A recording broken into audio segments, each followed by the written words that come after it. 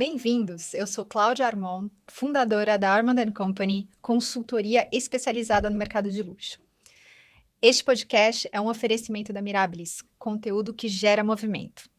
E hoje eu estou aqui com uma pessoa muito especial. No meu primeiro podcast, não poderia ser outra pessoa. Uma pessoa que eu tenho, assim, extrema admiração por ela, porque eu acompanho desde a época da faculdade, toda a trajetória, o legado que ela deixou nesse mercado de luxo. Então, Bianca Soares, antes da faculdade, né, na verdade, a gente começou a gente se conheceu no cursinho, e a Bianca, ela tem uma trajetória incrível de empreendedorismo e executiva. Ela está há 20 anos trabalhando com hospitalidade no segmento de luxo.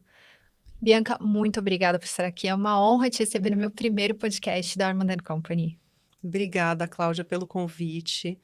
Primeiro dizer que a admiração é mútua e eu tenho muito orgulho da sua trajetória executiva também, que a gente compartilhou e dividiu nos primeiros anos pós-faculdade, e da sua trajetória nesse mundo de luxo, de serviços e produtos de luxo que você vem já há mais de 10 anos fazendo. Obrigada pelo convite e um prazer estar aqui com você. Então, vamos começar, Bianca, o nosso bate-papo contando um pouco sobre o que você faz hoje, como é o seu mercado, explicar um pouco da Matueté, das suas outras experiências no mercado de luxo. Então, você pode começar a contar para a gente um pouco mais? Com certeza. Hoje eu sou gestora da divisão do braço imobiliário da Matueté, que é uma produtora de viagens de altíssimo padrão. A Matueté foi criada há mais de 20 anos com o intuito de oferecer experiências para esse mercado de luxo. Então, dentro desse ecossistema de viagens e de produção de viagens de altíssimo padrão, surgiu a necessidade de buscar alternativas de hospedagem em alguns destinos muito procurados por estrangeiros, principalmente no Brasil, que não eram muito bem servidos pelas hospedagens tradicionais, de hotéis, de pousadas. Então, assim, ao longo dos anos, foi se construindo um portfólio de propriedades que eram, por vezes, de amigos, de clientes, que passaram a oferecer essas suas propriedades, essas suas casas espetaculares, para locações de temporada, com serviços adicionados a essas locações. Sim, então isso faz 20 anos. 20 anos. Entendi. E me conta um pouco mais, então, sobre esses pilares principais estratégicos do seu negócio hoje, que você enxerga como sendo essenciais para fazer esse negócio acontecer. O negócio de aluguel de casas espetaculares para um público de altíssimo nível. Olha, eu acho que o primeiro pilar do negócio de locação de imóveis de alto padrão com serviços é o encantamento. Esse cliente, ele já viu de tudo, ele já vivenciou de tudo, ele já se hospedou em praticamente todo tipo de grandes hotéis e hotéis especiais no mundo inteiro. Então, o primeiro pilar desse negócio é o encantamento, né? Ele quer se sentir uau, ele quer ter um impacto quando ele chega, ele quer ter um impacto na experiência que ele vive no imóvel, ele quer viver algo diferente, ele quer ter uma experiência, de fato, inesquecível. Então, acho que esse é um dos primeiros pilares e dos mais importantes nesse segmento de hospitalidade de altíssimo padrão. Outra coisa que a gente não pode esquecer quando atende esse público de alto padrão é a confiança. Eu tenho a confiança aqui em algumas frentes, né? Uma é não só do hóspede, que busca esse tipo de acomodação e de hospitalidade, mas do proprietário, que cede, entre aspas, que aluga um imóvel de altíssimo valor, imóveis esses que têm obras de arte, têm peças muito especiais, não são imóveis que são construídos para investimento, e sim são imóveis de uso próprio. São imóveis que eles também desfrutam como família e com amigos. Então, são imóveis que exigem um zelo e um cuidado muito grande. Então, esse acho que é o segundo pilar, nessa confiança que é depositada tanto no hóspede e no cliente que se hospeda nessa casa, nessa vila, quanto para nós para quem gere essa locação e essa propriedade. Então, acho que esses são os dois principais pilares. Um terceiro pilar é precisão e agilidade. A gente tem muito pouco espaço para erro. A gente tem pouca margem de erro. São pessoas extremamente exigentes, extremamente demandantes. Então, o nível de excelência para a entrega desses serviços é altíssimo. Entendi. Muito interessante. E quais seriam os principais desafios para você montar esses pilares? Então, eu acredito que o pilar da confiança, obviamente, é porque vocês oferecem serviços excepcionais. A pessoa que aluga a casa, ela tem confiança em você porque vocês têm todo um cuidado com a alocação, etc. Então, vocês não alugam para qualquer pessoa, eu acredito eu.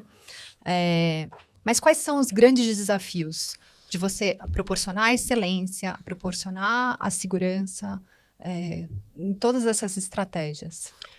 Olha, eu vou dizer que o primeiro desafio é de mão de obra, por uma série de motivos. Primeiro porque a mão de obra que entrega esse serviço na ponta é uma mão de obra que não é da empresa que faz a gestão da locação. É uma mão de obra de um proprietário. Esses imóveis pertencem a diversas pessoas, com diversos backgrounds, com diversos padrões até de serviço.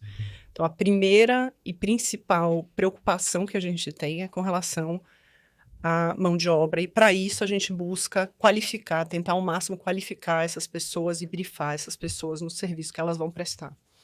E o segundo grande desafio é de infraestrutura física, vamos dizer assim. Então, lembrando que a gente está no Brasil, eu ofereço casas na região litorânea, principalmente, em destinos que, por vezes, na alta temporada faltam água, destinos que, por vezes, falta luz, internet, por um excesso de visitantes, por falta mesmo de infraestrutura básica pública até, né, viária, a malha aérea no Brasil é super desafiadora. Então, tem infraestrutura básica no Brasil que, por exemplo, na Europa, que já está há muito mais décadas oferecendo o serviço de locação de vilas, não se enfrenta com tanta frequência quanto a gente aqui no Brasil.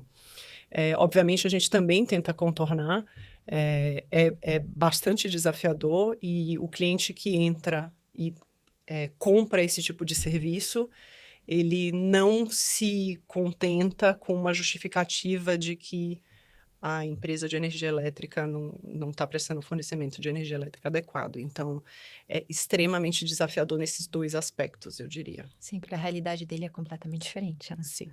E puxando esse gancho dos estrangeiros, você está me falando que a grande maioria dos seus clientes, eles são estrangeiros. Então, qual que é a sua percepção a respeito do futuro, né, que está se delineando a respeito do turismo de alto luxo no Brasil? Eu digo, questão de oferecer espetáculos, oferecer restaurantes. Como é que você está enxergando isso? Você está enxergando que está aumentando de uma maneira estruturada ou não? Você tá imaginando um futuro com mais dificuldade ainda? Você é mais positiva, mais pessimista? Como você enxerga esse futuro da hospitalidade de alto luxo? Eu vi até recentemente numa feira de turismo de luxo fora do Brasil, que reuniu empresas de todos os continentes. Eu vi, acho que, duas grandes vertentes, né? Uma vertente que busca um turismo sustentável e legítimo, autêntico, local, que, por vezes, a gente no Brasil se destaca até, e acho que eu vejo de uma forma muito positiva, porque eu acho que a gente pode oferecer isso de uma forma destacada de outros destinos mais tradicionais, como, por exemplo, os europeus. Então, existe uma busca por essa experiência local, essa vivência do que se passa naquele entorno. A Amazônia está muito em alta, né? Sim, super em alta. Inclusive, a Amazônia, esse ano, nessa feira que eu estive, o prêmio de Changemaker foi ganhado por um brasileiro que há 25 anos mora na Amazônia e oferece um turismo diferenciado Que legal. na Amazônia. Esse Então, turismo tem algum nome? Porque às vezes eles é ecoturismo, não é bem. não é bem ecoturismo, mas as palavras que a gente sempre vê repetidas vezes quando se fala de turismo desse tipo é de sustentabilidade e de promoção das comunidades locais e da vivência local. Então, existe essa vertente que eu acho que destaca o Brasil, por motivos óbvios, né, naturais até que a gente tem. Sim. E uma outra vertente, sim, é dessa experiência que você comentou, de gastronomia, de arte. A gente tem no Brasil o maior museu a céu aberto em Inhotim. A gente tem uma série de exposições, uma série de artistas e realmente um cenário cultural e artístico destacado hoje. Então, tem sim uma procura, tanto para parte mais local, sustentável, Ecológico. de natureza, Uhum. quanto um turismo cultural mais voltado para experiências gastronômicas, experiências de wellness, experiências de um quiet luxury, mas de bem-estar pessoal até. Sim, minha próxima pergunta seria justamente sobre isso, sobre esses serviços satélites que acabam girando em torno do seu negócio. Eu queria entender se vocês vão entrar nesses serviços satélites, eu digo wellness, culturais, etc. Vocês têm interesse nisso? Vocês veem, como você disse, você vê o potencial, né? Sim. Vocês vão entrar nisso ou vocês vão ficar focados realmente nesse turismo de aluguel de vilas? Olha, há 20 anos atrás, quando eu comecei a fazer locação de vilas com serviços, não existia outra possibilidade de fazer locação de uma casa que não fosse através de meia dúzia de players no mercado. Ao longo dos anos, foram surgindo novos players e, ao longo dos anos, também houve a criação do Airbnb. Então, as plataformas de locação se apresentaram para o mercado, inicialmente, talvez para um turismo e para uma possibilidade de hospedagem mais enxuta, mais simples. Uhum. Só que hoje se vê um leque, você tem possibilidade de A a Z em todas essas plataformas hoje em dia. Então, aonde que as empresas tradicionais e os players mais fortes de mercado, nesse mercado de vilas, se diferenciam, se destacam? Justamente oferecendo esses serviços. Uhum. Então, apesar de não ser in-house, não ser uma coisa que a empresa tenha dentro de si própria, são serviços que são necessários hoje. A gente precisa estar antenado e constantemente buscando oferecer essas experiências associadas a essa hospedagem. Porque ele faz parte daquele pilar Exatamente. né, de surpreender. Exatamente. Então, é constante até o treinamento, por exemplo, do meu time e um treinamento que, inclusive, através de outras áreas que são complementares dentro da Amatueté, é necessário que a gente esteja constantemente buscando quais são essas experiências que esse tipo de público busca. Porque ele não busca a hospedagem pura e estritamente. Ele busca uma vivência diferenciada naquele destino, que inclui e engloba todos esses serviços potencialmente. Esses serviços vão de A a Z. A gente oferece hoje o que você imaginar. O mais óbvio é o gastronômico, Uhum. tem os de atividades físicas como um todo, exercícios, personal trainer, yoga, e outros prestadores de serviço para fazer o atendimento no imóvel, mas vão de birdwatching a estrelas e, enfim, Que todo interessante. tipo, e todo dia surge uma nova. Quando você pensa que já viu de tudo, surge mais uma possibilidade que algum curioso, algum cliente tem vontade de fazer. Bom, eu ia deixar essa pergunta por último, porque eu tenho mais uma, mas eu vou já aproveitar o gancho e perguntar para você quais foram as experiências mais inusitadas que os seus clientes pediram para você. Porque imagino que, como você tem clientes de altíssima renda, são pessoas que querem extrapolar qualquer tipo de experiência. Então, conta pra gente o que foi de mais surpreendente, assim, que vocês realizaram e os seus clientes saíram satisfeitos. Porque eu sei que você tem 20 anos aí de histórias, então... Olha, são tantas, muitas, são muitas. Eu tentei lembrar, assim, de umas três, e agora você falando, eu lembrei de uma outra que eu acho que eu quero falar antes das que eu já tinha planejado. Eu já tive a oportunidade de atender um cliente estrangeiro que foi para a Amazônia, e ele foi atendido por um grande chefe brasileiro, premiado, talvez o mais conhecido, que é o Alex Atala, lá na Amazônia, que cozinhou para ele. Então, um personal chef O Alex Atala foi até lá. foi até a Amazônia para fazer um jantar. Que Incrível, em tudo. E ele pediu exatamente esse chefe. Exatamente. Eu já tive, mais recentemente, eu tive um cliente que montou para os netos.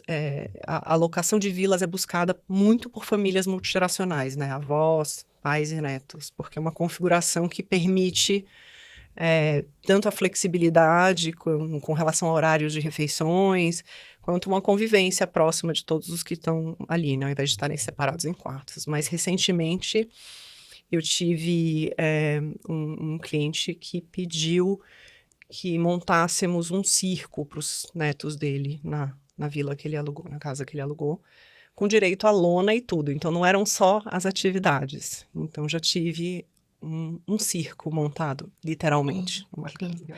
E tem essas que, para mim, são as mais incríveis, as mais bonitas, que são aproveitando da exuberância natural que a gente tem no Brasil. Então, um jantar, por exemplo, iluminado por tochas, no meio dos Lençóis Maranhenses, no meio de uma praia de rio na Amazônia, igualmente.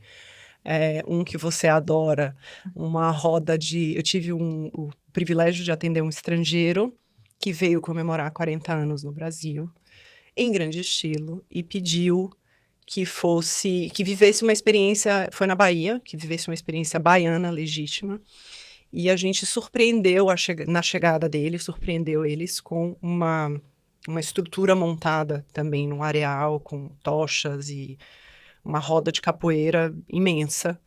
E ele ficou super emocionado quando viu. Ele nunca tinha visto ao vivo e a gente organizou essa chegada em grande estilo. Mas tem muitas e muitas histórias, tem pedidos exóticos, inusitados, nunca teve nenhum que a gente não atendeu ainda. Quando aparece um pedido inusitado e difícil, desafiador, a gente tem mais vontade ainda de entregar e surpreender, e que ele vá embora e pense, essa daqui eu jamais vou esquecer. Tá em alta valorizar, né, a brasilidade, e eu vejo muito isso na sua fala. Então, quando você traz uma roda de capoeira, é justamente isso, né, que o estrangeiro se encanta, e ele quer ver. Ele não quer mais a rotina da vida dele, ele quer viver esses mundos, né, diferentes do dele. Então, eu acho que vocês conseguem, com uma, assim, maestria, desenvolver essas experiências que são memoráveis, né? Eu acho que vocês não vendem aluguel, vocês vendem memórias eternas, né? De famílias e amigos. Eu acho, assim, muito, muito interessante esse mercado. Lembrando que essas pessoas têm oportunidades e passam a vida fazendo viagens incríveis, né? São pessoas que conhecem o mundo, que já desbravaram muitos lugares. Eu tenho clientes que já conheceram 85 países, já ficaram em todos os hotéis de rede, grandes hotéis. Hits, Four Seasons. Todas as possibilidades, já viveram de tudo. Então, quando ele chega e faz um pedido de viver um Brasil autêntico, na Bahia, nos Lençóis Maranhenses, na Amazônia, em Foz do Iguaçu, buscar justamente todas essas experiências e todas essas possibilidades que só a gente oferece, né? Porque ele já viu em outros lugares, ele já comeu aquilo em outros destinos, em outros países. Então, o que destaca a gente? O que diferencia? Então, realmente, acho que é um ponto alto e é o que realmente se vê quando o cliente busca Brasil, esse pedido de comer, de assistir, de viver o que o local vive, porém em grande estilo, né? De forma memorável, não é também de qualquer jeito, né? Com certeza, com certeza. E eu, assim, eu enxergo, um- eu tenho uma visão muito positiva do futuro do turismo, do luxo no Brasil. Eu acho que algumas regiões do Brasil, elas têm uma riqueza muito grande que se elas souberem trabalhar segurança, essas experiências, eh, tem tudo para dar certo. Eu lembro muito do exemplo do Pantanal com o On Safari, que é o Mário Haberfeld foi o fundador desse projeto, e é incrível, que é também de luxo, é muito bacana. E ele conta que no Pantanal existia muita matança das onças, porque os locais enxergavam as onças como Ameaça. ameaça aos bois, porque elas matavam os bois. Então, eles criaram toda um- um- uma mentalidade. Eles começaram a divulgar de que a onça não era inimiga, ela poderia ser utilizada como turismo, né? Então, mudaram a mentalidade daqueles moradores, dos boiadeiros, para não matarem mais as onças e criaram todo um ecoturismo em volta da, das onças. Então, existe todo um passeio para você ver onça, ver toda a natureza local do Pantanal, e ele conseguiu realmente transformar aquele ambiente em um ambiente protegido para aqueles animais tão bonitos, tão bacanas. Então, eu enxergo com bons olhos. Eu espero que nosso Brasil, que é tão enorme, né, tão diverso, no sul a gente tem uma espécie de natureza, uma espécie de cultura, um tipo de cultura, no Nordeste outro, então eu tenho bons olhos. Sim, e posso te dizer outra coisa, de 4 prêmios que eu assisti agora no Marrocos, de participantes do mundo inteiro, 2 foram brasileiros. Um foi o da Amazônia e o outro foi Caimã Pantanal. Ah, não acredito, que legal. Foi premiado, fomos premiados, então, assim, foi o ponto alto, acho que, dessa feira de turismo esse ano foi o Brasil. Concordo 100% com você. A gente tem que lembrar que, apesar dos desafios, sim, que a gente tem de segurança, a gente é privilegiado em muitos aspectos. E vou ainda adicionar mais um aspecto que eu acho que você não pensou. Todos os problemas políticos que hoje o mundo vive. Você imagina que a malha aérea, por exemplo, em pedaços, em trechos da Europa, foi alterada por conta de uma guerra. Tantos desafios reais que estão fazendo com que o turismo de luxo para o Brasil se fortaleça mais ainda. Então, destinos que antes eram muito procurados, que eram muito desejados, hoje talvez não estão mais no primeiro plano, não estão no topo, não estão na primeira opção das pessoas e que passaram a olhar o Brasil por esses mesmos motivos que faziam elas irem para esses outros destinos. Então, existe essa segurança, apesar da não segurança pública, por exemplo, que sempre é martelada e repetidamente falada, a gente não tem uma guerra, a gente não tem desastres naturais, a gente tem um privilégio de ser seguro ao mesmo tempo, né?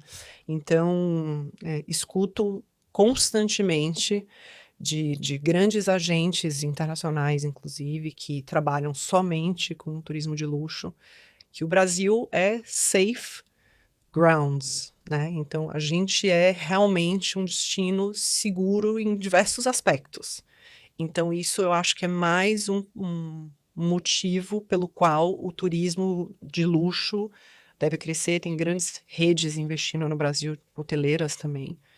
E um interesse muito grande por pessoas que já desbravaram aí muitos continentes e com receio de outros desastres, com receios legítimos, né, de problemas aéreos, com guerra e por aí vai, de quererem voltar a viajar na América do Sul, principalmente o Brasil, porque Não é puxando sardinha pra gente, mas na América do Sul realmente a gente se destaca, né?